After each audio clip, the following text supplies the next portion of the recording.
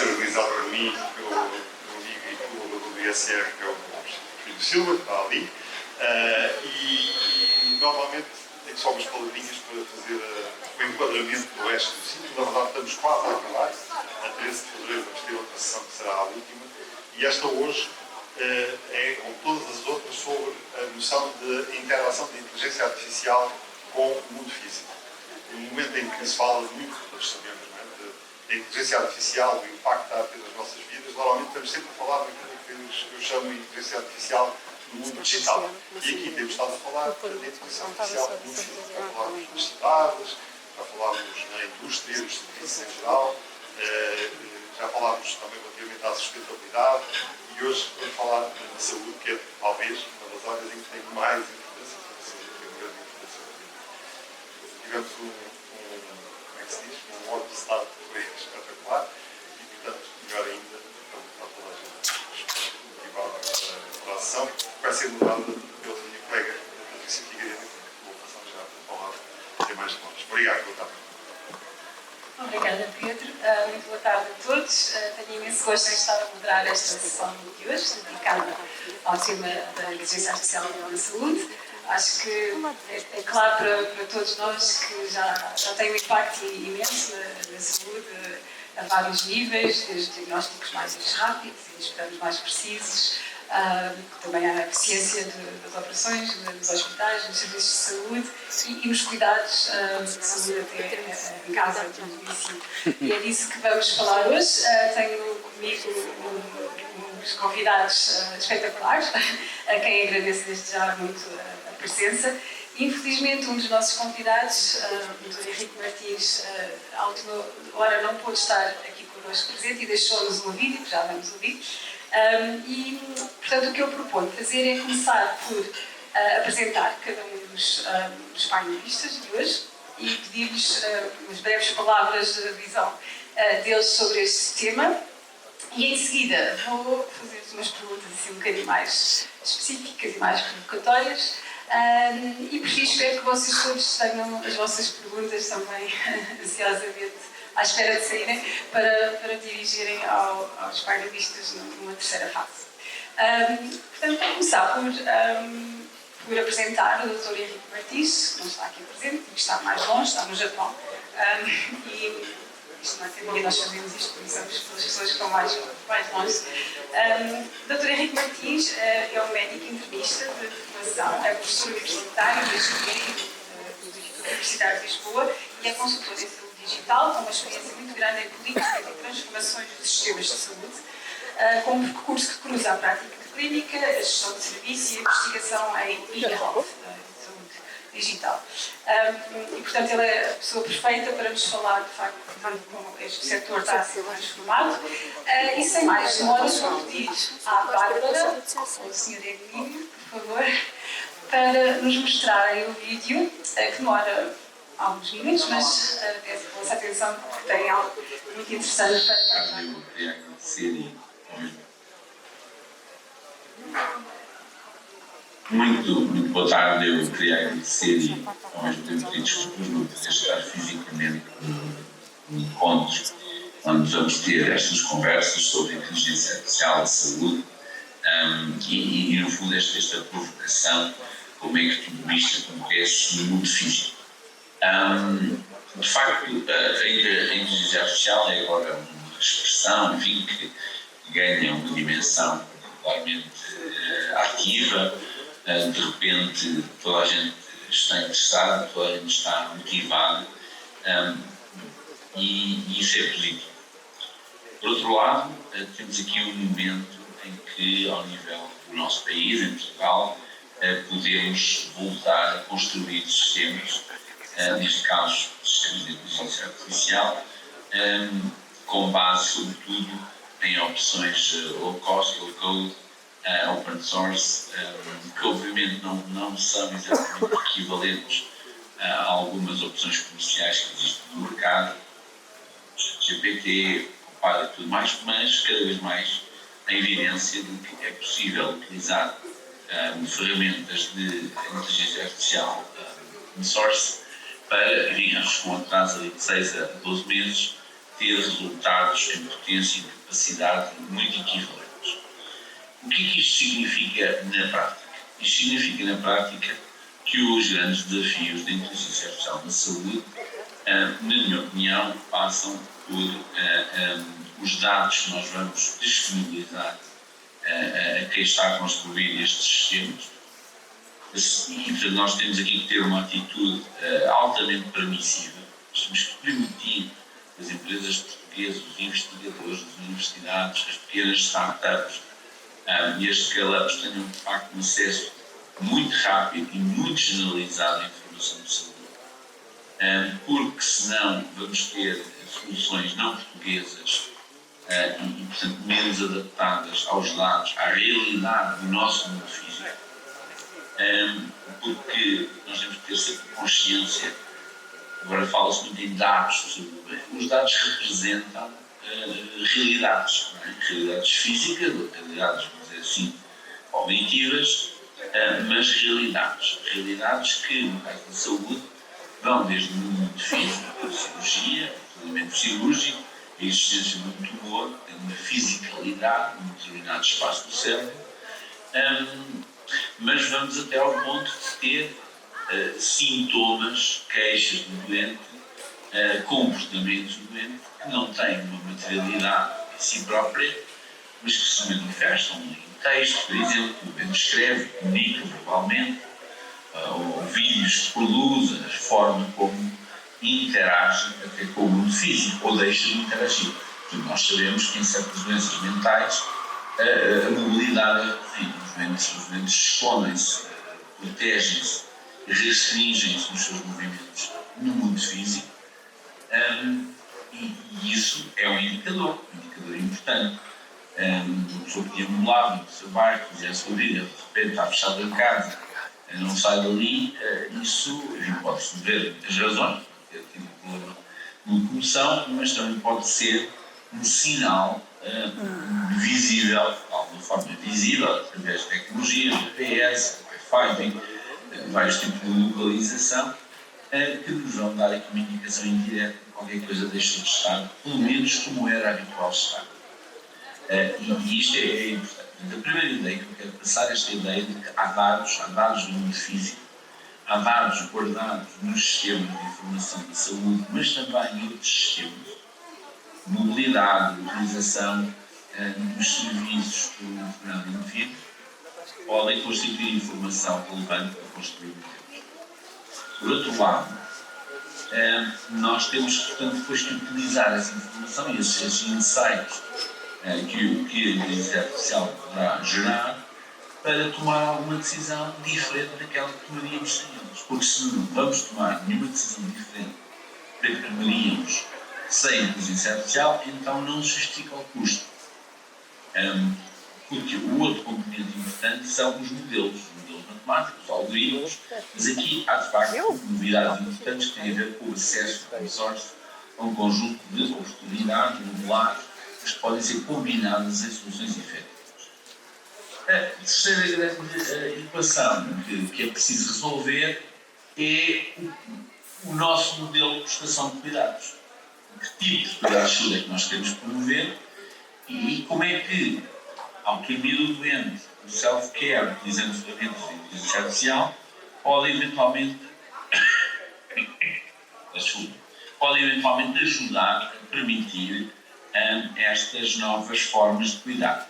Portanto, nós temos que perceber se vamos utilizar a inteligência artificial, como às vezes se diz por aí, no final quem decide é o médico, porque no fundo não queremos ter nenhum grau de responsabilidade, queremos repassar a responsabilidade total da inteligência artificial para o decisor final, depois volta a ser o médico, e no limite pode decidir contra a inteligência artificial. Então aí ficamos aqui numa terra de ninguém em que podemos estar aqui a discutir qual das duas inteligências, obviamente combinando as duas será melhor, mas podemos dar aqui uma situação em que temos um carro que pode dar uma determinada velocidade, dá um caminho mais pequeno, temos medo de criar uma autoestrada. Portanto, nós temos medo, nós deveríamos ter medo de pôr os doentes em em interação direta com os sistemas, mas sobretudo em construção direta com os sistemas. E que entra o quarto pilar desta questão que tem a ver com as dinâmicas regulatórias. Nós precisamos, em Portugal, clarificar alguns pontos em relação às questões do que a inteligência artificial vai trazer, se são médicos devices, como é que o Infarmed, por exemplo, vai se capacitar e vai acompanhar e vai regular e vai permitir entrar ou não no mercado de determinadas soluções, enfim, até eventualmente participadas, quer na área da robótica cirúrgica, quer na área da telenutrição, dos cuidados em casa, da domótica, como é que a entidade da saúde vai também aqui ter um papel na regulação do processo de prestação de cuidados, como um todo, onde de vez em quando entram elementos de inteligência artificial e são importantes e que vão complexificar a análise do processo que é necessário fazer do ponto de vista da qualidade dos cuidados, da promoção dos direitos do indivíduo, que são os aspectos que são mais caros à entidade reguladora da saúde. Por último, o acesso e a equidade no acesso a estas ferramentas. As pessoas, para além de muitas inequidades, também físicas, têm inequidades no acesso à saúde. E, portanto, o que não pode acontecer é que nós temos uma dupla inequidade, uma dupla assimetria. Exemplo, eu tenho uma casa um prédio sem elevador, eu não tenho direito a ter um robô doméstico que ninguém o consegue levar. Não é? Quer dizer, não é justo. E é claramente aqui que está, quer dizer, se calhar as pessoas que não têm elevador são exatamente aquelas que mais beneficiavam de ter um apoio também fisicalidade, né? A questão da robótica, vamos dizer assim, mais pesada, mais musculada, para fazer alguma tarefa em casa, para ajudar ou para mobilizar coisas pesadas. Portanto, nós temos que perceber de que maneira é que estamos a construir sistemas que são positivos, com certeza que sim, mas que tentem não criar ainda mais inequidade. Servindo muito bem quem já tem um conjunto de ferramentas e dispositivos sociotecnológicos e no fundo, ignorando, ou pelo menos não servindo as outras pessoas. E, portanto, estes são alguns aspectos que me parecem relevantes quando se discute a inteligência artificial na saúde, mas quero deixar esta nota, quer dizer, não há nada como experimentar, não há nada como fazer. E, portanto, nós precisamos de ter rapidamente alguma legislação promotora, que sinalize, primeiro, quem tem o risco de investir e de experimentar, crie condições para que os dados lhes sejam fornecidos de forma rápida, expedita e sem grande burocracia, para que possa desenvolver sistemas portugueses adaptados à realidade e à fisicalidade de Portugal. E é por aqui, com estas nuances, que nós podemos fazer um caminho que eu acho que é um caminho certamente que não nos vai envergonhar em relação aos países da União Europeia, ou mesmo do mundo, onde a robótica e a inteligência artificial fazem já parte da everyday life, vamos dizer assim, das grandes instituições de prestação de cuidados de saúde, mas também começam a entrar nas casas dos doentes, e isso é importante para alguns tipos de doentes. Muito obrigado, espero que tenham uma boa reunião e foi um prazer comunicar desta forma mais indireta, mas sempre com muito gosto. Muito obrigado. Muito obrigada, Henrique. Remotamente. Penso que o Henrique, de facto, trouxe já para aqui imensos tópicos super relevantes. Foi muito interessante, acho eu, ter feito, de facto, uma ligação muito explícita à questão do mundo físico, como tinha falado há pouco, não é? Estávamos a falar da inteligência artificial, de facto, implementada, aplicada em sistemas físicos e, ultimamente, finalmente, no próprio corpo humano. E também falou das questões que se levantam a nível da ética, de regulação de acesso aos cuidados, que eu acho que vai ser muito interessante nós tocarmos aqui. Vou então passar, como tínhamos combinado, à doutora Francisca Leite, a minha ex-colega de curso, engenheira física e tecnológica, doutorada em imagiologia médica e atualmente a diretora executiva do Hospital da Luz Learning Health, que é a unidade do Grupo de Luz de Saúde dedicada à investigação, formação e inovação em saúde digital e medicina personalizada. Sob a sua liderança, o Learning Health tem promovido a integração de dados clínicos, sensores, wearables e ferramentas analíticas para criar soluções que apoiam a gestão de doentes com multimorbilidade. Penso que este é um dos tópicos-chave, aumentando a eficiência dos serviços de frente e também de apoio aos doentes e ao hospital. Penso que a Francisca está numa posição excelente para nos dar, de facto, uma perspectiva da linha da frente e depois de enfrentar muitas questões reais de como implementar estas soluções no hospital. Portanto, Francisca, muito obrigada mais uma vez e a palavra é tua agora. Eu também tenho que agradecer por este convite, é sempre um gosto voltar à minha casa de muito orgulho e estar aqui com a Patrícia, como é óbvio, é sempre ótimo. Eu acho que aqui a inteligência artificial na saúde, mais do que nice to have, é algo que nós temos de considerar muito seriamente, porque nós sabemos, e há muitos dados, e isto é muito, em particular muito importante na Europa, mas não é só. Nós temos uma população envelhecida, com uma carga de doença grande, e temos também uma coisa bastante assustadora, que é a percentagem em que esta população envelhecida com carga de doença está a aumentar, é muitíssimo elevada também. Pior do que nós, acho que só mesmo a China, pior que a Europa, vá lá só a China, não tem uma percentagem de um crescimento tão grande, mas tem uma população gigantesca e, portanto, é mesmo muito preocupante. E depois temos, além deste enorme problema, que é, temos muito mais gente com necessidade de cuidados de saúde, temos também um problema de recursos.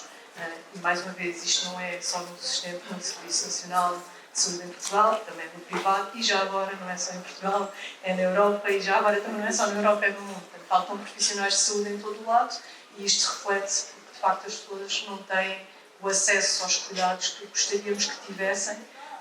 As coisas vão acontecendo, obviamente, felizmente ainda, mas a verdade é que não sei até quanto é que serão sustentáveis, lá está, com este crescimento desta população e da necessidade, e também com aquilo que nós queremos dar, que é conseguir sempre dar maior qualidade dos cuidados, conseguir sempre fazer algo melhor, conseguir que aquilo que nós prestamos na saúde seja medicina personalizada, por exemplo, não é? Que não é só uma medicina generalista, é mesmo conseguir adaptar aquilo que fazemos às características individuais do doente. Para fazer isto, sinceramente, neste momento, nós na saúde não vemos outra forma de o fazer a não ser uma enorme digitalização, que já agora está atrasada no setor ainda, uma enorme automação, e para isto precisamos de muita inteligência artificial.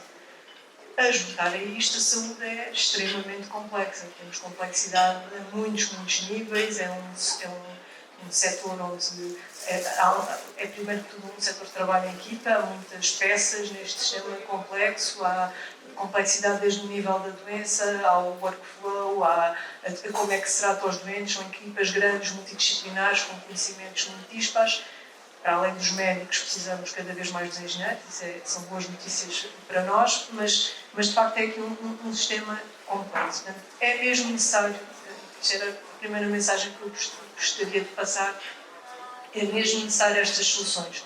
Mas é mesmo necessário estas soluções, mas também não a caírem desenquadradas dentro da saúde, porque senão também não vamos conseguir o impacto que queremos. Portanto, estas soluções implicam que tem que haver uma enorme reengenharia de tudo o que acontece na saúde. Não basta ter a saúde como temos hoje e ir lá colocando umas quantas soluções aqui e ali. Isto, para funcionar bem, temos que modificar os processos, temos que perceber onde é que vamos integrar estas soluções, vamos ter que as tornar de fácil acesso, temos que as tornar transparentes, os profissionais têm que saber quando as usam, como as usam, quais os riscos, têm que pensar com elas, têm que raciocinar com elas. Portanto, isto tudo é, mais uma vez, complexo, é também muitíssimo interessante, por isso é que é um desafio tão bom, mas é mesmo absolutamente essencial que aconteça, e no meio disto tudo é também necessário que tenhamos um grande ecossistema de pessoas a trabalhar nisto. Não são só as pessoas nos hospitais, os médicos, os engenheiros nos hospitais, também não são só as universidades e os institutos de investigação, também não são só as startups e a indústria farmacêutica e dispositivos.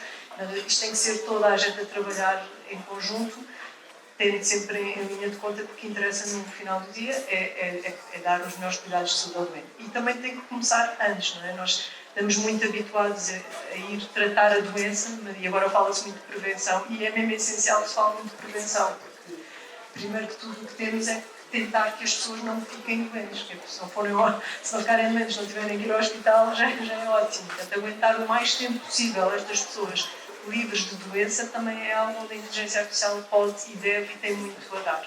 E quando chegam finalmente ao hospital, conseguir dar o acesso e depois conseguir dar o acompanhamento. Nós sabemos, e é obviamente senso comum, que quanto melhor for este acompanhamento, quanto mais frequente for a monitorização de um doente, por exemplo, com doença crónica, vamos reduzir muito mais as idas às urgências, as idas, os internamentos, as readmissões. Portanto, tudo isto são aqui uma data de áreas onde nós temos, de facto, ter uma monitorização mais frequente para conseguir que, primeiro, que as pessoas não fiquem doentes, quando não doentes, consigamos que elas recuperem rápido e que não acumulem a carga de doença. Portanto, é assim, se calhar uma visão um bocadinho negra disto tudo, não é essa a minha intenção, mas de facto é só para vos dizer que é um setor que tem imensos desafios, porque também no âmbito do que aqui estamos a falar, é um setor com imensas oportunidades e é essa a mensagem que gostaria mais de vos dizer. Precisamos muito de gente que pense, que se interesse por saúde e que queira, de facto, ter impacto nestes setores. Obrigada, Francisca. Eu não vi no teu depoimento uma visão negra, pelo contrário, mas de facto a oportunidade e a possibilidade de termos, por exemplo, uma melhor prevenção. Isso acho que é positivo para mim. Vou então passar ao nosso próximo painelista, o Dr. Marco Manso, que é o fundador e diretor de inovação da Particle Summary, uma empresa portuguesa focada em soluções de dados avançados e sistemas inteligentes para aplicações críticas. Embora a Particle, tanto quanto eu conheço, não tenha tradicionalmente muitas aplicações na área da saúde, mas mais em geral em dados complexos, eu penso que o Marco mostrará uma visão de como as tecnologias fundamentadas em inteligência artificial e em sistemas ciberfísicos, acho que isto é uma keyword muito importante para hoje, podem ser adaptadas e integradas em contextos como a saúde. Portanto, Marco, mais uma vez obrigada e ficamos, acho que, a aguardar a sua visão agora. Está a gostar da atenção. Boa tarde a todos, obrigado pelo convite. Eu represento uma empresa, uma PME, uma pequena empresa que está ligada à área de inovação e a projetos de investigação. Temos alguns projetos de saúde com alguma dimensão também por a nível da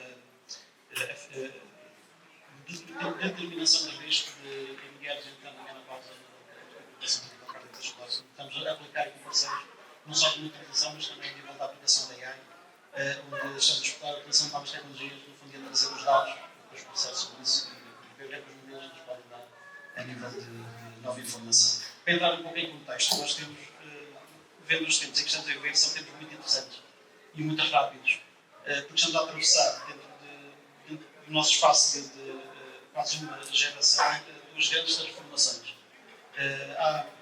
Para quem já está nisto há alguns tempos, lembrando que é os tempos analógicos, que as coisas funcionam de forma mais lenta, mais presencial. Começamos a fazer uma transformação para a área digital, de facto, através da conectividade, da representação a nível de computação, poderíamos estar a trocar informação e capturar de forma muito mais rápida. Mas esta transformação leva algum tempo também à adaptação das pessoas, profissionais, e vem, entretanto, a revolução do AI e mostrar as novas dimensões a nível do que é a utilização já desta nova informação. Nós construímos, digamos, a representação digital dos dados de uma forma muito eficiente de representarmos e partilharmos a informação. Começamos a construir sobre isso grandes volumes de informação. E sobre isso, aplicando as técnicas tradicionais computacionais, vemos que é algo limitado. Podemos representar as coisas muito em formas determinísticas, dar-nos resultados expectáveis, mas muito mais para lidar com incertezas e com condições onde nós não estamos preparantes para programarmos. E foi isto um pouco que a AI começou a ultrapassar. A bem ou mal, temos hoje capacidades a nível de modelos e de computação incríveis, que até há uns anos considerávamos que não seria possível uma máquina atingir. Dentro do que foi inicial, mais a nível da análise de imagens, de informação visível, conseguirem fazer uma percepção já acima do que é a compreensão, a capacidade humana, uma percepção, e depois, obviamente, a capacidade de entrar em pormenor de coisas que, a partir até um humano, tradicionalmente, não consegue analisar, ou por vezes até a situação de estar mais cansado, algo que a máquina não conhece. Até aos modelos Large Language Model, nós já temos conversações naturais com computadores. E o computador é capaz de absorver toda uma enciclopédia de informação. Se há médicos, é um caminho. No processo onde nós estamos, que é um processo de transformação, isto são processos atualmente algo muito interessante, é parte da história que está neste momento a acontecer. Também está na nossa mão, digamos, de participar e melhorar. Como é que os novos modelos de AI, estas novas formas de inteligência, conseguem beneficiar a nível do que é a nossa compreensão humana e resultados de compreensão, mas também diagnóstica, etc. Porque também o lado mais negativo pode ser os próprios modelos, divergência, ou não convergência, ou em chamadas de teoria, os resultados são absolutamente errados para o lado científico. Sendo que nisso, e além disso, quando começamos a pensar em usar o AI já a nível diagnóstico, não haver muito, digamos, a nível de manipulação, esse AI dá respostas que são válidas, corretas, ou respostas que podem ser consideradas válidas. A partir daquele momento, portanto, em que construímos uma mera automação de sistemas, e quanto mais nós confiarmos no AI, fazer este balanço que é preciso ser construído. No curto prazo, o que nós temos hoje é uma validação humana, um loop humano, onde o AI, digamos, é tido como um conceito, digamos, pode ser um especialista, mas ainda temos a pessoa que pode fazer a validação. Mas com o tempo é que o AI torna-se mais eficaz a nível da sua compreensão, portanto, poderá ser, então, até processos de automação, mas poderão ser, vir a ser implementados, que são um desafio para os hospitais, cuidadores, etc. Dentro do que é, ligando e voltando um pouco à base do que é a interação com o mundo do físico. Eu referi, portanto, dentro da transformação, temos cada vez mais, um bocadinho mais conectados. Através do telefone, somos já quase uma peça que é uma extensão que nós próprios usamos para comunicar, não só a nível dentro do analógico audiovisual, mas já começamos a ter aplicações e a fazer parte da nossa vida através de workflows, de táxis, de saúde, etc. Pensar no futuro de enviar um diagnóstico de uma foto, de algo que faça remotamente na cloud. Não, já e que possa ser um olhar e dar essa assistência humana, que isso já é possível. O que é que na saúde também se está a transformar? É que nós temos cada vez mais a capacidade de monitorização previsiva. Desde aspectos já físicos, já completamente digital. Os nossos wearables é uma quantidade de informação que vem sobre o nosso dia a dia. Os nossos hábitos, atividade física, já começam a integrar, não são certificados médicos, mas já têm heart rate, já começam a ter SPO2, alguns com blood pressure também a nível da medição. Mas no futuro possa haver dispositivos já integrados na própria pessoa que possam fazer este tipo também de análise a nível de monitorização médica, já com grande precisão, onde depois os dados, quer dizer, a questão de termos aquilo que estamos a repetir dessa transformação, dados de alta qualidade, que possam ser implementados pelos vendedores e depois das boas empresas. No fundo, e a parte nisto, portanto, estamos a acompanhar e a trabalhar também com vocês, digamos, com sorte e tentarmos explicar este tipo também de novos equipamentos, temos plataformas de dados, temos pessoas que fazem modelos de AI e vemos convidar para tudo também disso. Alguns parceiros também hospitais, também têm parte da exploração e de resultados. O que é aqui importante? É não perder a ligação à inovação. Por vezes toda esta área, em especial alguns setores, como a medicina, é muito conservadora e tradicional. E aqui o importante é ter este grupo de inovação que envolver os vários intervenientes, stakeholders, para que abracem este desafio, porque é bom estar dentro deste desafio e garantir que os resultados sejam aqueles que nós esperamos e que o benefício dos atores. Então, obrigada, Marco. De facto, o envolvimento dos vários stakeholders é um tópico que também devemos falar. Vou então passar, last but not least, à minha colega, a professora Catarina Barata, é docente também aqui no técnico e investigadora do Instituto de Sistemas e Robótica, e a sua investigação foca-se precisamente em inteligência artificial aplicada à saúde e, em particular, a imagem médica e a análise de dados clínicos, com o objetivo de apoiar o diagnóstico e o prognóstico de doentes, nomeadamente em contexto de campo, mas não só, utilizando técnicas diferentes de AI. Penso que o tipo de trabalho da Catarina também é muito interessante porque explora questões de interpretability, portanto, como é que se explica, como é que o AI chega ao resultado que chega, que eu acho que vai ser interessante discutirmos no contexto depois das suas aplicações e, portanto, vou então passar a palavra à Catarina para nos dizer o que é que ela acha disto. Obrigada, Patrícia. Eu queria começar por agradecer também o convite para estar aqui. 15 anos atrás, foi na verdade quando eu comecei a trabalhar nesta área. A IA na saúde era uma área de nicho, ok? Portanto, estávamos a falar de uma área de nicho porque simplesmente não havia dados. Ou seja, se nós fôssemos àquelas conferências grandes, isto é perspectiva académica, obviamente, aquilo que nós tínhamos era um conjunto de aplicações em imagens reais, em sensores, por aí fora, e depois tínhamos um campo muito pequenino chamado aplicações, nas quais se incluíam, entre outras, as áreas de outras aplicações da saúde. Agora não. Portanto, a verdade é que a coisa mudou-se. E se nós formos a áreas onde se discute investigação, onde se faz investigação, pelo menos 1 ou 2 workshops nestas conferências de topo são viradas para a saúde. Isto mostra como é que em 15 anos as coisas mudaram e se transformaram. E o que mudou este processo, acima de tudo, foi a nossa capacidade de guardar dados e ter acesso a eles. E isso muda uma área de nicho para uma área que tem interesse para toda a gente. E isto só é possível porque, de facto, há este interplay entre o mundo digital, onde os dados vivem, de alguma maneira, e o mundo físico que permite a aquisição dos dados e que permite o armazenamento desses mesmos dados. Eu concordo com a minha colega que a digitalização ainda está extremamente atrasada. Portanto, há áreas da saúde que estão muito mais avançadas em termos de inteligência artificial do que outras, porque é muito mais fácil adquirir aqueles dados, porque é muito menos pesado computacionalmente para um hospital armazenar aquela informação do que outros tipos de informação, e podemos falar dela daqui a pouco. Mas, de facto, a primeira mensagem que eu queria transmitir é que o que mudou é a percepção sobre a importância de guardarmos os dados dos pacientes. Para que é que estes dados servem? E não servem só para nós conseguirmos acelerar o diagnóstico de um paciente. Não, servem para os médicos poderem estudar os pacientes. Para nós, com a inteligência artificial, e isso é uma área que me interessa muitíssimo neste momento, não é só como é que nós, com a inteligência artificial, podemos pegar num conjunto de pessoas e dizer estas pessoas têm um risco elevado de desenvolver uma doença daqui a 10 anos. Ou podemos não fazer o mesmo follow-up neste grupo, porque o risco é mais baixo. Esta pessoa tem cancro, esta não tem. Tudo isto são perguntas interessantes e extremamente relevantes. Mas só fazem sentido se também conseguirmos providenciar o cuidado a estas pessoas. E o cuidado passa por também conseguir contribuir na investigação do tratamento. E isso é uma área em que a IA pode ajudar. Porquê?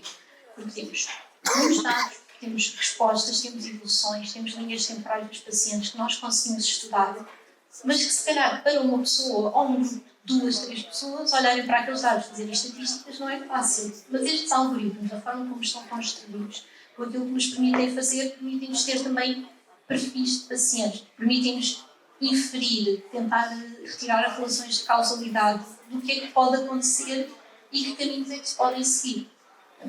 Penso que foi no ano passado 24, um dos prémios Nobel foi exatamente na direção de pessoas que desenvolveram um algoritmo de IA para descobrir proteínas, para folding proteínas, é relevante para medicamentos, para novas vacinas, portanto, toda a área de investigação. Ou seja, quando nós pensamos na área da saúde, não precisamos pensar só no cuidado dos pacientes, podemos pensar na IA também como um motivador ou um motor, um impulsionador de investigação, de avanços, de novas direções, novos caminhos a seguir. Outra questão aqui da parte física, e já se aflorou isto também um bocadinho, é a questão da robótica na área da medicina. Acho que vocês já devem ter ouvido falar do Da Vinci, o robô cirúrgico que permite fazer cirurgias com muito maior precisão, já tem alguma capacidade de automação, mas também temos robôs noutras áreas. Temos robôs que fazem acompanhamento doméstico em casa, que são capazes de, já se começa a trabalhar nessa direção, de monitorizar as pessoas que estão sozinhas, e tendo nós uma população envelhecida, isto torna-se cada vez mais relevante. Temos robôs que conseguem detectar uma queda, que a pessoa se esqueceu de tomar um medicamento, que pôs 3 vezes sal na comida, ou que se esqueceu do fogão ligado, por exemplo. Isto é outra componente da IA na saúde, e ela é muito física. Também robôs para terapia. Portanto, que auxiliam crianças, por exemplo, crianças no espectro do autismo, a desenvolverem capacidades linguísticas ou motoras que estas crianças não têm à partida. E com a interação com o robô, percebe-se que ajuda nesse processo. E, portanto, quando nós pensamos em IA, na saúde, não pensem só naquele IA de um diagnóstico é melhor do que um médico. Pensem nas várias componentes em que a IA pode intervir na área da saúde. Claro que isto depois traz problemas, não é? E também já se falou aqui da questão da equidade no acesso. Vamos todos ter igual acesso. Claro que temos de lutar por isso. De quem é a responsabilidade quando a IA fizer uma asneira? É uma questão legal que não está de todo definida, não está debatida, há protocolos para isso, mas a verdade é que ainda não se sabe quem vai ter a culpa no final disto tudo. E acima de tudo, é muito importante, pegando naquilo que eu disse no início, para que isto funcione para toda a gente, na questão da equidade, temos de conseguir todos ter acesso à mesma forma de adquirir os dados que depois vão servir a IA. Porque se os hospitais tiverem os equipamentos para os quais a IA for treinada, mas outros não tiverem, e eu estou a falar de países desenvolvidos contra países subdesenvolvidos, por exemplo, aquilo que nós desenvolvemos é só para uma faixa da população. Portanto, há um conjunto e muito grande da população que não vai ter acesso aos mesmos recursos. Se os recursos forem caros, ainda menos. Portanto, também se tem de pensar no desenvolvimento da IA como uma coisa que seja low cost, a longo prazo, tem de ser sustentável. Não tem de servir a população do mundo como um todo e não só uma parte dela, normalmente a parte que a desenvolve, é verdade, mas se calhar pensar desta perspectiva mais integradora. Muito obrigada, Catarina. Trouxeste também a robótica, já falámos em sensores, wearables, a robótica no aspecto físico da aquisição dos dados. Portanto, penso que já ficámos aqui muitos tópicos muito relevantes. E antes de abrir aqui à audiência para as vossas perguntas, talvez lance aqui uma ou duas aos nossos painelistas. E começo por uma que talvez que eu possa responder, mas os outros também. Como é que se convencem os médicos a usar IA, por um lado, mas também a fornecer os dados ou a conseguir produzir os dados ou permitir que os dados sejam utilizáveis por IA? Primeiro, não são os médicos que permitem, são os doentes. Os doentes é que têm que dar o consentimento. Como é que se faz com que os médicos produzam os dados que nós precisamos? Mais isto. Mas isto, obviamente, são questões complexas, principalmente agora no início, que isto ainda está tudo muito no princípio, e de facto começa, e acho que não é só na saúde, não é? Este enorme medo de sermos substituídos, e os médicos têm, naturalmente, esse medo, se calhar. Às vezes diria que não é tanto ser substituídos, é de ver a profissão para a qual os treinaram e que era, se calhar, muitos deles sonhavam desde que de repente mudar drasticamente. Portanto, eu acho que mais do que serem substituídos é mesmo aquela noção de, se calhar, isto vai mudar muito ou está a mudar muito e já não é aquilo que eu queria, já não era aquilo que eu esperava. Ultrapassado esse medo, que é normal essa ansiedade, eu acho que eles até são muito abertos, ou cada vez mais são muito abertos à IA. Aliás, eles sempre estiveram muito abertos à inovação, porque na saúde há de facto muita inovação, desde há imensos fármacos novos a entrar e é algo que estamos muito habituados na saúde, os dispositivos médicos também, são menos, mas também cada vez mais, e nunca é raro haver médicos que travam que isto aconteça. O que é preciso? É preciso que eles percebam, na medida do possível, os mecanismos, o que é que está a acontecer, que tenham confiança naquilo que estão a usar, que sabemos que na inteligência artificial é complicado, mas que também é uma área de investigação grande, como sabemos, e há um esforço a ser feito aqui. Eu diria que o mais importante mesmo, na realidade, é eles perceberem que realmente funciona, que é útil, e, portanto, se funciona, se é útil, se ajuda, se está testado num ambiente que eles conhecem, no hospital, eles usam. E depois a parte mais importante de todas ainda, que é tem que ser fácil de usar.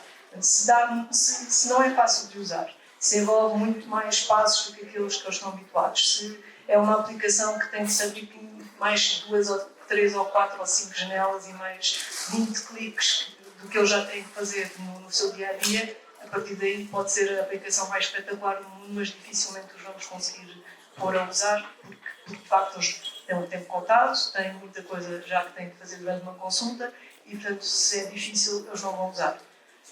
Mas, de resto, eu acho que, tendo a parte da utilidade bem mostrada e sendo estando dentro do workflow de uma forma que seja acessível facilmente, não costuma ser muito difícil. A questão dos dados é de facto mais difícil. A maior parte dos dados que nós hoje em dia temos para treinar IA são dados que foram recolhidos numa lógica de continuidade de cuidados, portanto, não são dados colhidos para a investigação, são dados colhidos para a continuidade dos cuidados. Portanto, o que nós fazemos em investigação é uma utilização secundária de dados, portanto, tem que haver ética, tem que haver consentimentos informados, tem que haver os famosos espias.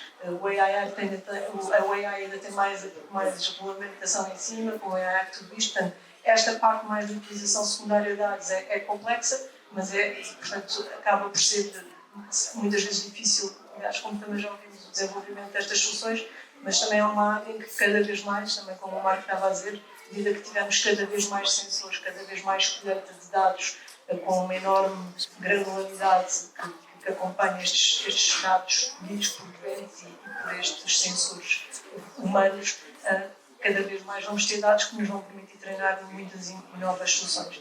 Queria só dar uma chega que não tem a ver com a tua pergunta, mas na saúde também obviamente o mais sexy é falar de tudo o que são estas aplicações da AI para diagnóstico, para biomarcadores, tudo é sempre a parte mais interessante e mais entusiasmante, mas onde a IA está a entrar mais em força é mesmo na parte administrativa, é mesmo no back-office e isso é muitíssimo importante também porque é onde temos também muita gente e é uma área mais fácil de entrar, mas que depois acaba por também, eu acho que isto depois também vai transbordar para o resto e vai ter benefícios até para os dados clínicos, portanto é na mesma uma boa forma de entrar e com menos regulação à mistura.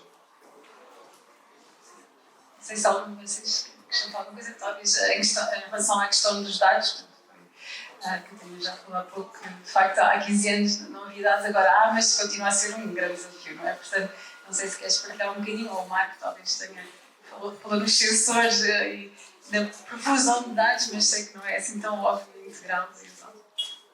Eu acho que aquilo que mudou drasticamente, obviamente que aceder aos dados no hospital é sempre complicado. Temos todo o processo da ética, temos todo o processo de o que é que nós podemos trazer efetivamente, se é o dado de alguma forma transformado. Portanto, isto são tudo discussões que nós temos cada vez que se começa um projeto novo. Aquilo que mudou drasticamente, acho que foi a abertura de criar dados para investigação, seja ela a IA ou não. Portanto, a existência de repositórios públicos e gratuitos agiliza muito o processo e a criação também, portanto, na nossa área, de aquilo que nós chamamos de desafios. Portanto, disponibiliza-se um conjunto de dados e agora desafia-se toda a gente a dizer: olha, então tem que fazer o melhor modelo possível para estes dados. E isto cria dinâmica, invariavelmente cria dinâmica. A diferença entre há 15 anos havia 10 grupos de gatos pingados, por exemplo, a trabalhar em cor da pele e agora temos 10 mil subscritores no meu mailing list, cada um deles corresponde sensivelmente a um grupo de investigação. Acho que muda drasticamente. Mas pegando aqui nesta questão de como fazer os médicos aceitar, e não tentar falar disto com o aluno, atualmente vê-se muito a questão de transparência, confiança, explicação, mas estes três conceitos são, na verdade, um bocadinho difíceis de definir. Portanto, o que é que implica que o modelo de IA seja transparente? Em que é que nós queremos que ele seja transparente? É no processo em que chega a uma decisão? Ou é nos dados que usa? Não é uma coisa fácil. A parte da explicação também é interessante, que é, vamos explicar o que e a quem? Queremos explicar ao doente, queremos explicar ao médico, e que tipo de médico é que nós queremos explicar? Tudo isso são coisas que nos pedem neste momento em relação aos algoritmos de IA, porque o AI que quer estas coisas, mas não está de todo balizado ou definido o que é que isto significa. E, portanto, cria uma certa ambiguidade no desenvolvimento destas coisas. A interpretação não é a interpretação livre, mas um pouco também na direção que cada um quiser levar. Quanto às questões de regulação, se calhar aí o Marco também vai adiantar alguma coisa. Obrigado. Eu concordo plenamente com o que foi complementando a nível dos projetos europeus que nos têm ajudado a definir processos de importação dos dados, já sei as normas e aquilo que é determinado pela Comissão Europeia, das primeiras diretrizes. O processo é, eu acho, não é algo pesado. agilizar, mas também vemos as organizações que estão desenvolvidas que já têm também mecanismos já se adaptaram e já sabem lidar melhor com esta questão. A questão dos dados ainda é algo problemática. O acesso não é assim tão fácil, embora já haja muito esforço a nível do resultado de projetos, é deixar que o resultado e os dados secundários estejam tão acessíveis e possam voltar a ser usados para outros projetos, conforme as agregadoras, para ajudar também a criar o conceito dos espaços de open space, também para fornecer grandes espaços de informação. Eu gostava de dizer que isto dos dados aqui são essenciais. A tecnologia que corre sobre o digital, sem dados não há modelos, e sem isso nós também, a nível do que é a investigação que conduzimos, não se vai desenvolver. E há muitos outros sítios no mundo onde isso tem avançado de forma muito rápida. Portanto, é algo que é uma barreira que era bom que se eliminasse e que se pensasse por comum.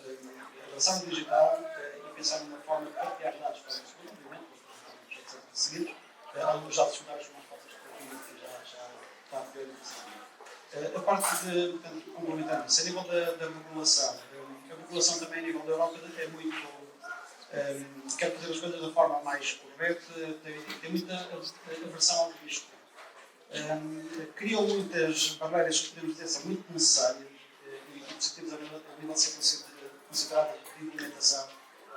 Eu noto que a nível de produção, a expressão AI Act é um verdadeiro dor de cabeça para quem está a implementar projetos que tenham de seguir estas normas. O que é que eu quero dizer? A regulação em si, nós temos de garantir que os resultados são feitos nos próprios modelos, seguem as normas éticas, as etc. Temos de ter cuidado quando sobre-regulamos, porque depois criamos um caminho muito difícil de navegar.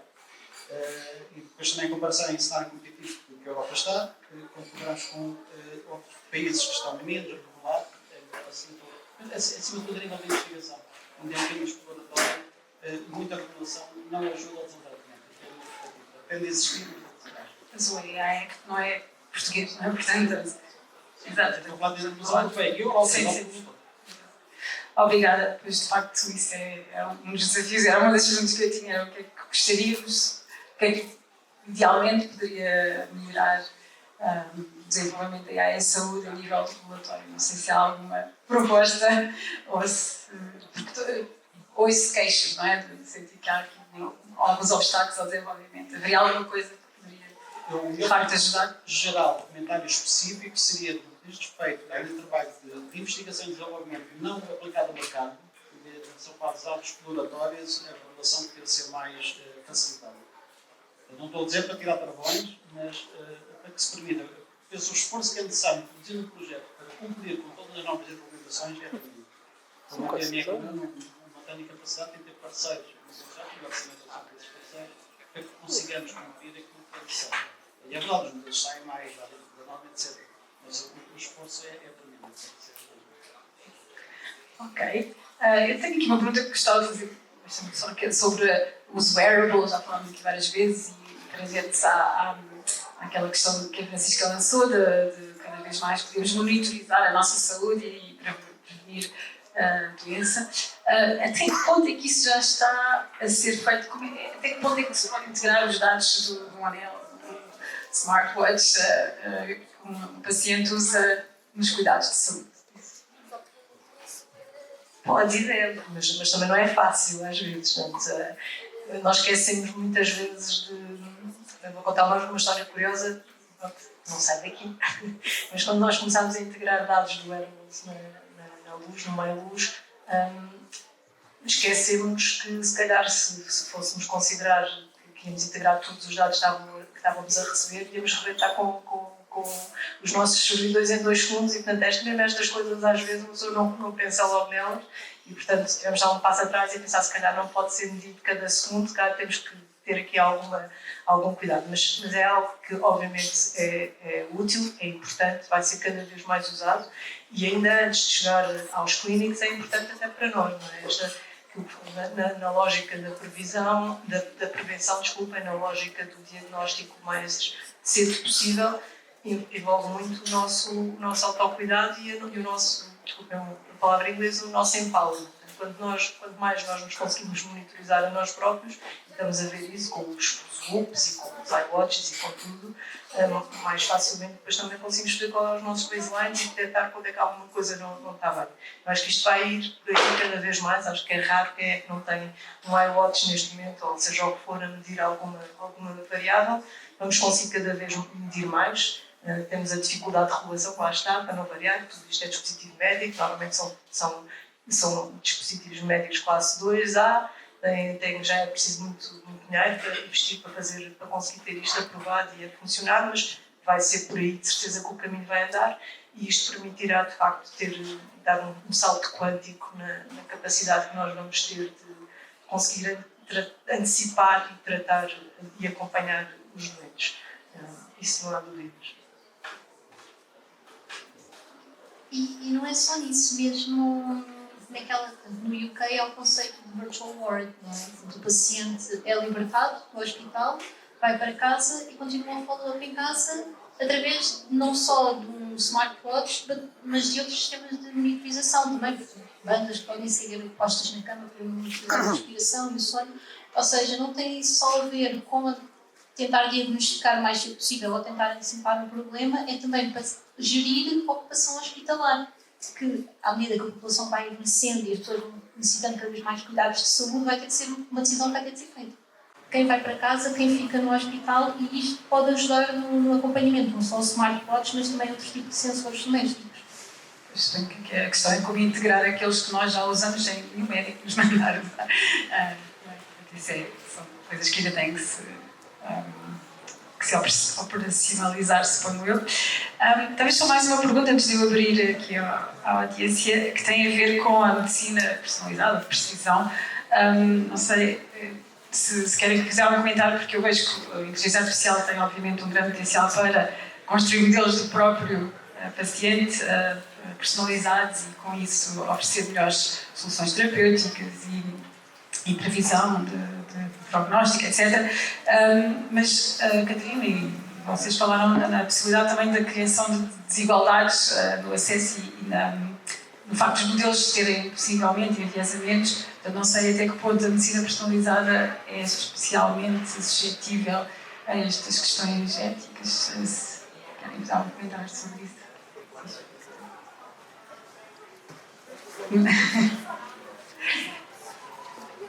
Posso aventurar-me e tentar começar.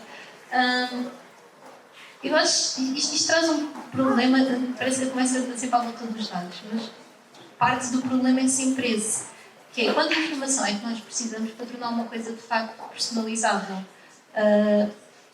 Só, por exemplo, pensando, temos um paciente com um tipo qualquer de cancro, só a imagem do cancro, a imagem de diagnóstico, que nós lhe chamamos, não vai ser suficiente para caracterizar aquele paciente e perceber o que é que vai acontecer e toda a sua história. Ou seja, é necessário agregar todo um conjunto de informação. Isto traz dois problemas de desigualdades. A primeira é, e isto é uma coisa que eu estou a encontrar neste momento no meu trabalho, cada hospital tem os seus protocolos da quantidade de dados que adquire. Há um conjunto que é standard e que vai ser mais ou menos partilhado, mas depois tem a ver com os recursos financeiros que levam efetivamente ao tipo de equipamentos que estão e ao tipo de informação que há sobre aquela pessoa. E depois é uma questão de representatividade. Há certas doenças que são raras. Tentar personalizar para um paciente sem doença rara, se nós pensarmos que estes modelos no meio que eles ao fim do dia fazem é estatística, dependem de algum tipo de estatística, e mesmo que nós tentemos personalizar aquilo que acontece, em vez de ser igual para todos os pacientes, é igual para um subset de pacientes que é cada vez mais especializado. Se o paciente for um paciente com uma doença rara, essa estatística é difícil de calcular. E, obviamente, aí leva a desigualdades naturais ao nível das doenças. Isto já sem falar de desigualdades de etnias, de idades, de género. Depois há aqui toda uma panóplia que tem tudo a ver com os dados. Ok, não sei.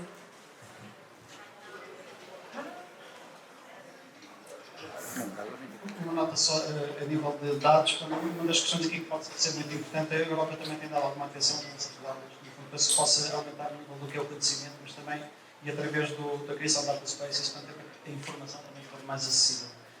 Aqui o conceito para ti é muito importante, complementando ainda a forma também que talvez os modelos possam ficar mais acessíveis, mas também menos enviesados a nível da informação. Eu queria dar só aqui um toque quando falamos a nível dos dados e da alteração, a nível da motivação de facto. Nós convencionalmente, a nível de visitas a médicos, imaginemos que pessoas vão para alguma nutrição uma vez por mês, 3 a 3 meses, portanto uma nutrição uma por mês e 3 meses. Agora estamos a introduzir dispositivos em que a pessoa mete todos os dias, de manhã e à tarde, 2 medidas por dia. Introduzimos um wearable. Estamos a falar de medidas que podem ser ao minuto. Quando nos memórias já tenho 60 medidas ao dia são melhores. Só que isso é uma alteração a nível das capacidades que são necessárias de introduzir para a nível de segurança de capacidades. Mas que também vamos introduzir uma grande quantidade de dados, esperemos que com qualidade, daí a questão das coisas não são certificadas, há deficiência na utilização destes dispositivos. Mas há muita informação que pode ser considerada. E até uma questão de tempo, até que haja a nível dos conectáveis médicos, eu acho que é uma grande área de investigação que possa ser para a nossa frente.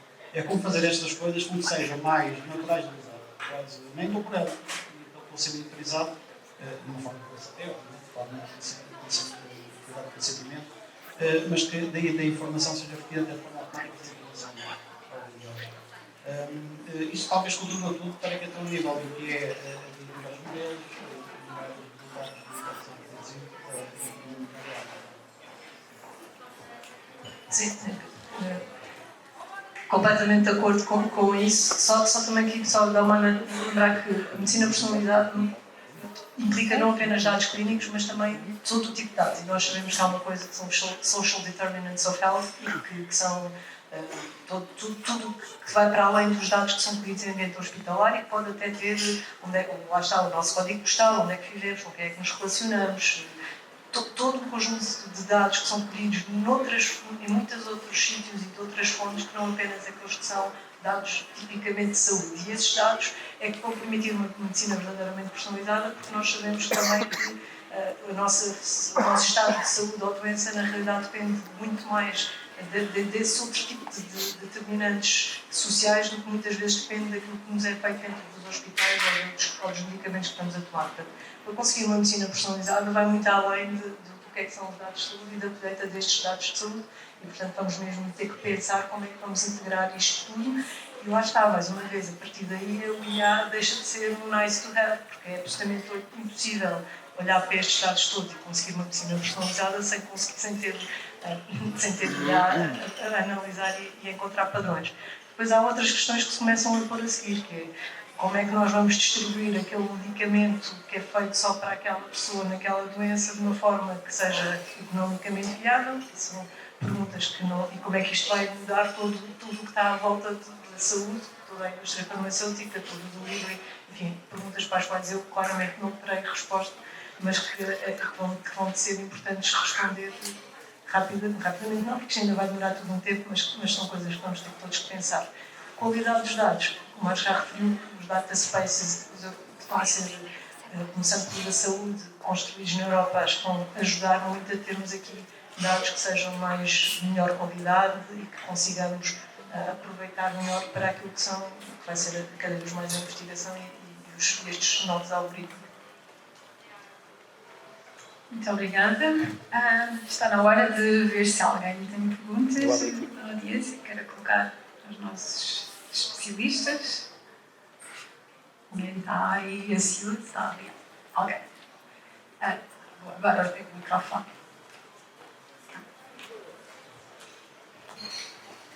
Antes de mais, obrigado por esta conversa que já tiveram, foi muito interessante. Eu tenho uma pergunta um bocadinho provocatória.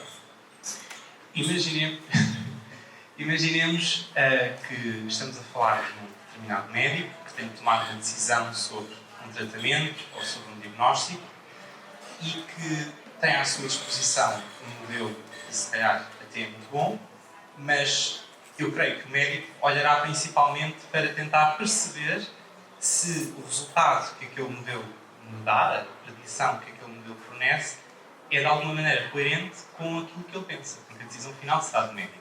Por isso ele não pode confiar cegamente simplesmente no modelo. Ora, ao mesmo tempo que nós temos este tipo de necessidade, também temos situações como aquelas que o Dr. Marcos estava a mencionar logo no início, que é nós já temos modelos que são capazes de ver coisas que os humanos não veem. Conseguem encontrar padrões que nós não conseguimos identificar. Ora, nós já temos um problema de explicabilidade com os modelos e para características que nós conhecemos. Para características que nós não conhecemos. Da plausibilidade, ou seja, quanto daquilo que o modelo está a usar e inferir é de facto medicamente plausível. Tem havido algum trabalho na linha do um médico sabe, por exemplo, com esta técnica de imagiologia, eu estou à espera de encontrar isto e é isto que eu uso. O modelo usa isto ou não? E, portanto, faz essa validação. Claro que quando o modelo vê isso, ótimo, é plausível, fantástico. Quando ele se desvia disso, a questão vai bater a essa. Se de facto o modelo está a encontrar qualquer coisa que é nova, portanto, vai bater àquele ponto de descobrir novos biomarcadores, nós também gostamos muito de escrever nas propostas, ou se é um bias nos dados. Porque isso também pode ser avaliado. E, portanto, quando nós dizemos que um sistema é muito bom no diagnóstico, a pergunta é muito bom em que contexto? É naquele dataset, naquela população? Isto precisa de validação cruzada para perceber se, mudando o aparelho, mudando a população, o modelo continua a apontar para as mesmas coisas. Então aí, se calhar, vamos lá com calma, ele pode estar a descobrir qualquer coisa nova. Agora, se em cada população muda a performance, muda as coisas para que olha, vamos ter pensado 2 vezes e se calhar há aqui algum bias. Isto é a minha percepção. Também sei que os médicos, apesar de tudo, estão habituados à inovação. E eles gostam da inovação. Portanto, ao longo da carreira deles surgem novos medicamentos, surgem novas formas de fazer coisas, novas técnicas de imagiologia. Eu estou agora num projeto em que eles estão a desenvolver uma nova técnica para substituir, para fazer basicamente anatomia patológica em tempo real, com coisas que os médicos não estão habituados a ver. Mas estão médicos no projeto prontos a aprender. Portanto, ou seja, esta aprendizagem também é uma coisa que eles vão fazendo sempre. Agora, a aplicação destes modelos e dizer que o modelo é de facto bom vai passar por esta validação cruzada em diferentes cenários, em diferentes populações, para perceber se de facto aquilo que se encontra é verdadeiro ou é porque houve ali um bias qualquer naqueles dados que empurrou o modelo naquela direção. E isso pode acontecer, claro que sim. Mas mesmo que se encontre, pode faltar algum tipo de explicação fisiológica, não é? Claro que sim. E aí a pergunta persiste. Não, e é uma ótima pergunta. E eu acho, eu pelo menos se fosse médico, ou se estivesse na comunidade dos médicos, ia olhar para lá daquela imagem. Será que estes pacientes têm alguma coisa em comum? Por exemplo, há mais dados sobre aqueles pacientes, não é? Podem haver análises sanguíneas, pode haver mais, pensando que é o caso de um tumor, podem haver depois histologia do tumor, o que é que ele tem, qual era a análise molecular do tumor. E tudo isso pode criar, de facto, informação nova. Também não ponho de parte a hipótese de haver descoberta de informação. Aliás, uma das linhas de investigação que há atualmente é, de uma imagem de diagnóstico, tentar prever uma coisa que só se sabe depois de se extrair o tumor e fazer sequenciação. E prova-se que se consegue fazer. Obrigada. Força. O que eu tenho a acrescentar aqui é que, no curto prazo, os sistemas de AI, como eu os vejo, da forma de interação com quem trabalha, com o utilizador, é que, primeiro, o humano tem o controle. E o segundo, o melhor que o AI pode dar de volta é ajudá-lo a chegar à conclusão. Não é propriamente o AI a dizer é isto e não explicar nada. No fundamento, pode ser o perfeito, mas no curto prazo, não confiando, nos vale perceber os próximos. É mais um piloto, não propriamente o contrário, que é às vezes parece que o humano está a fazer babysitting para o AI está a fazer trabalho. Isso até lá chegar, mas no curto prazo não. Eu peço desculpa, mas os humanos erram e os médicos, há uma coisa muito conhecida que é o automation bias, e eles sofrem muito disso. Portanto, eles são muito enviesados pelos resultados que têm e esses resultados podem estar errados e eles muitas vezes seguem-nos e é algo que está estudado e que está documentado. Portanto, isso é natural que vai acontecer cada vez mais, continua a acontecer, não sei se é mais, mas está a continuar a acontecer certamente. E é, aliás, uma coisa que temos que nos preocupar é como é que agora, com estas técnicas que são mais caixas negras e mais difíceis muitas vezes, enquanto não houver suficiente investigação para mostrar porque é que é assim, recuso-me a acreditar que não vai ser muito possível perceber porque é que temos ali um resultado novo, mas ter a certeza absoluta que este over-reliance não existe e que eles pensam criticamente sobre os resultados e que isso mantém sempre de forma a que, de facto, a sua atuação seja útil e que consiga reduzir o possível erro da máquina, sendo que eles também erram sozinhos. Mas esse automation bias existe e é uma realidade no nosso dia-a-dia. A outra coisa que só gostava de referir é eles estão habituados à inovação, muitas vezes não gostam, mas eles de facto estão habituados a isto. Quando surgiu o estetoscópio, de repente, eles deixaram de ouvir com o ouvido encostado ao doente e começaram a usar o estetoscópio. Surge a imagem, eles de repente têm ali uma coisa que descodifica o que está dentro do corpo e eles de repente também têm ali uma nova coisa que nunca tinham visto e que também tiveram que começar a usar. Eu acho que isto também vem um bocado na continuidade, é mais esotérico, mais difícil de compreender, mais passos, mas se isso tiver resultados que estão comprovadamente tornam melhor o cuidado, agora cabe aos investigadores mostrar que assim é porque... Obrigada. Penso que havia aqui uma pergunta. É aqui este senhor. Sabendo da sensibilidade que há com a questão dos dados médicos, haverá perspectivas de reduzir cuidados, digamos, a nível pré-médico, mais a nível de bem-estar, tendo partido, por exemplo, de um smartphone que é hoje um ano, e pode dizer, olha, costumavas correr 16 km a correr 7, estás a comer muitas vezes da mesma pizzaria, estás a pedir muitos transportes e podes fazer essa despesa, essa deslocação a pé, porque isso, penso que já está a ser feito com interesse de lucro, pelas companhias que vendem cada uma destas coisas, e pode ser feito uma espécie de um modelo falante que anda no nosso ombro, neste caso no nosso ombro, e dizermos, se calhar, isto comer mais brócolis e menos sobremesas. Absolutamente. Nós tivemos. Estes wearables são uma coisa assustadora, incrível, mas a quantidade de informação que há, depois vai para lados que não é isto. Nos projetos nós controlamos para os nossos servidores, mas imaginem que isto vai para, sei lá, para americanos, seja para os casos de lá de saúde. Eles sabem mais nada do que nós. Mas aqui, a integração destes dados do bem-estar, acho que é muito interessante, e não só a nível da atividade física, mas a nível de compreensão normal, o que é que a pessoa come, pela pessoa utilizar A temperatura da casa. Um projeto também, sim, em termos de aplicação, não apenas o que nós vestimos, entre aspas, mas também sensores em casa que nos utilizam a atividade. Não tem de ser introduzido, não tem de ser câmaras, mas através de presença, evidentemente, até para saber a pessoa que vive mais isolada, não é? E podemos saber se tem atividade física normal, se há alterações. Alguns estímulos de dizer, para preparar uma sugestão para fazer atividade física, não é? Para melhorar. Isto tudo pode ser incorporado. Bem, é médico, mas a medicina mais de bem-estar. Obrigada. Rita.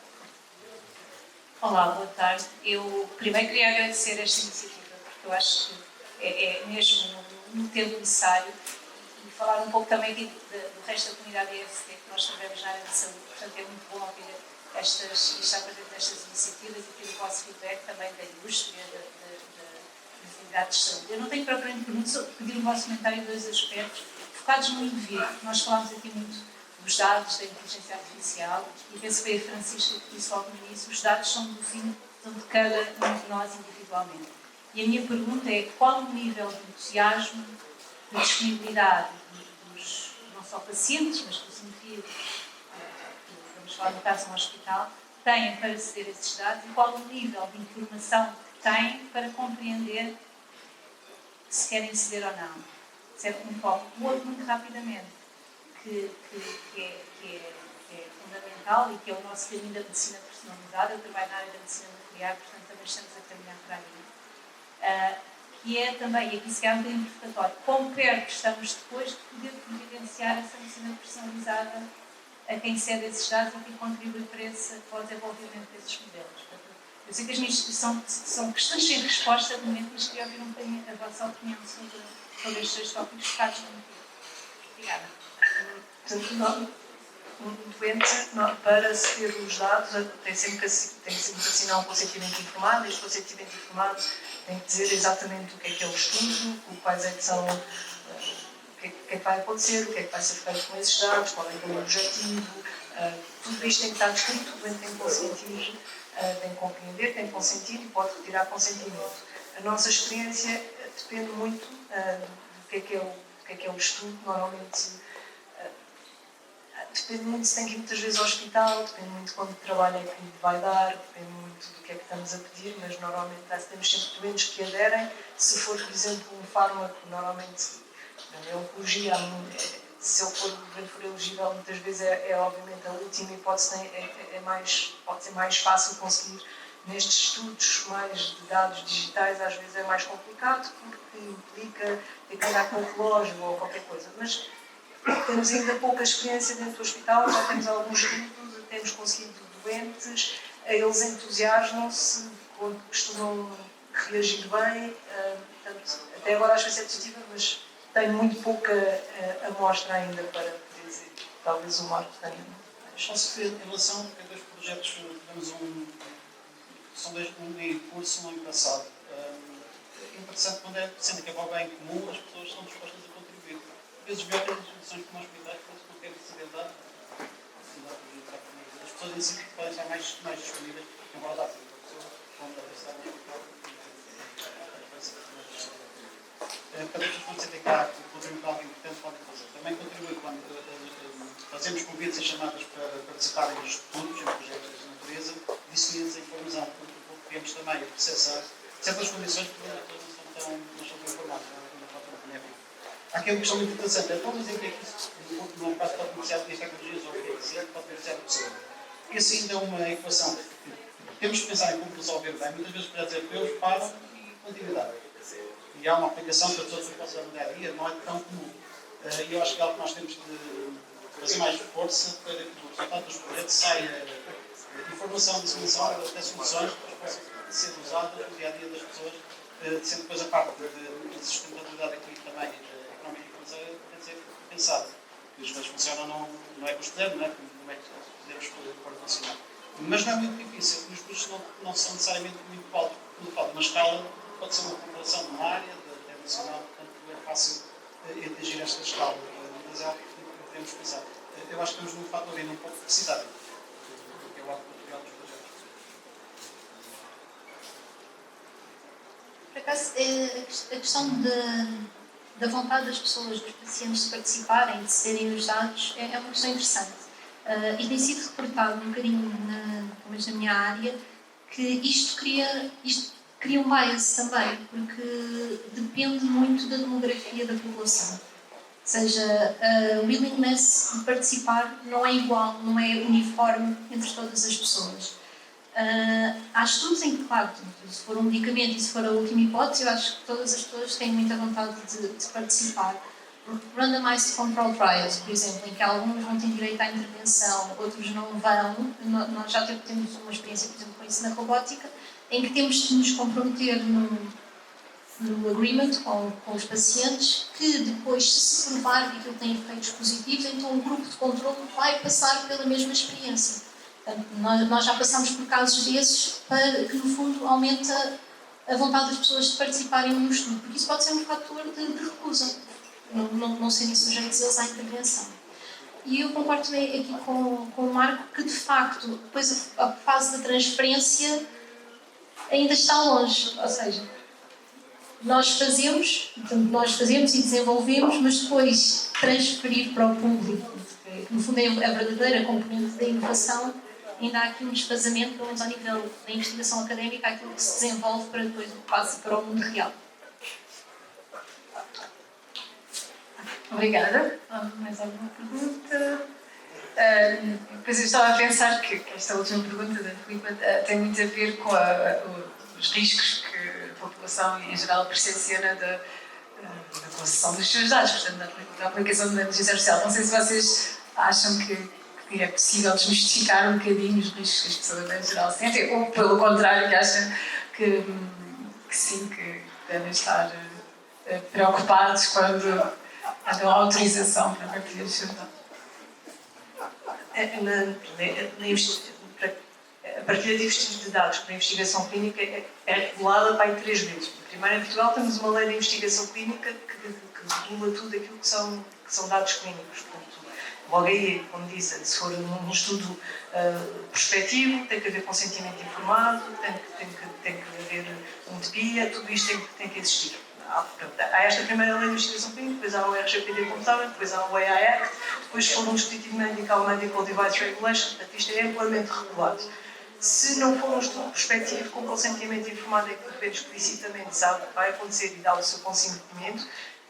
Temos estudos retrospectivos, por exemplo, normalmente são aqueles que nos permitem fazer coisas grandes com inteligência artificial, porque temos que ir buscar, sei lá, 15 anos de dados do Hospital de Luz para treinar um algoritmo qualquer. É impossível pedir o consentimento informado desta gente toda. Então, o que é que temos que fazer? Temos que anonimizar os dados todos, porque se não conseguimos anonimizar, então não podemos usar. E aí também, depois depende dos dados. Se forem dados estruturados, é muito mais fácil, como sabem. Se forem dados não estruturados, também isso não é muito fácil. Também é algo que ainda se está aqui a ver como a melhor forma de fazer. E há técnicas novas do hide in plain sight, coisas que estão a acontecer. Isto é tudo muito recente. Mas depois temos também o problema que é onde é que acaba a identificação do doente.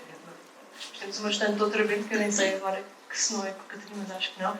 O que está a fazer é imagens de ressonância ter a certeza absoluta que, ou é convosco, já não lembro, que não se consegue identificar também os doentes pela reconstrução de uma imagem e, portanto, tudo isto são coisas que, de facto, podem preocupar. A verdade é que está a ser muita coisa feita para permitir que os dados sejam utilizados com segurança para podermos treinar estes algoritmos.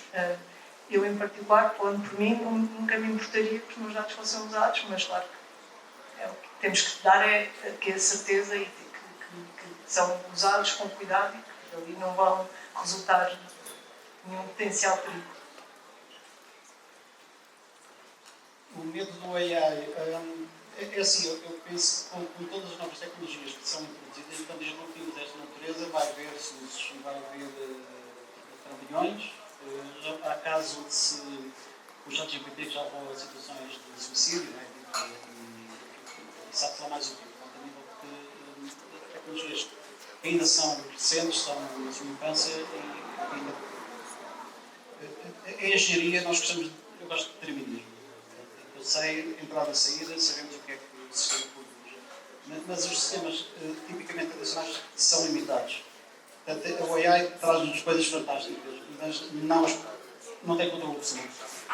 Até que se chegue ao esperado resultado, vamos ter o que é que eu posso dizer? A regulação pode ajudar em alguns temas da parte positiva, obviamente. Não sei em relação aos países que não têm tantos travões que vão estar a colaborar nessa frente. O meu ideia de futuro mais otimista é que, com tudo, converge para algo que será melhor. Vai ajudar o humano, ajudar uma sociedade mais positiva, mais equilibrada. Eu vi, só como nota, uma apresentação provocatória que era uma sala de controle sem pessoas. Era o futuro. Imaginemos como é que isto não é faz tudo. E faz a nossa vida mais fácil. Parece-me que esta é uma boa forma de terminarmos, temos só um minuto. Catarina, o programa tem que ser otimista, se faz favor. Não, é completamente otimista e vai nesta direção da proteção dos pacientes e dos dados. Portanto, a AI generativa tem, da perspectiva de algumas pessoas, foi a melhor coisa que aconteceu nos últimos anos.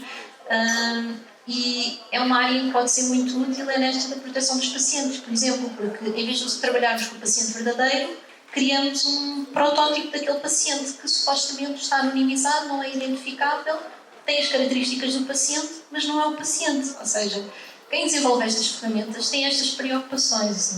Não somos todos monstros que não olhamos às pessoas e ao cuidado das pessoas, não. Ou seja, em paralelo com cada notícia horrível que se ouve, que se vai usar o AI para discriminar pessoas nos seguros de saúde, também há uma linha de pessoas que trabalha para proteger os pacientes. Esta é a mensagem que eu quero deixar, ok? Que não só a legislação, mas também as próprias pessoas que trabalham nisso têm essa atenção e esses cuidados.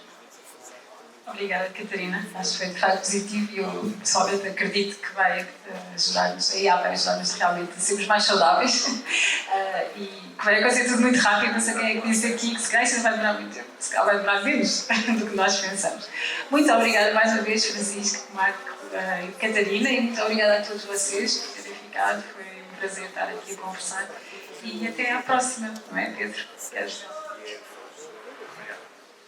Sim, a próxima sessão é no dia 13 de fevereiro e vai ser a última, e por isso o tema vai ser muito transversal, embora hoje já tenha sido um bocado abordado aqui. Vamos falar de IA e de ética. Portanto, convido toda a gente a aparecer e a trazer outro amigo também.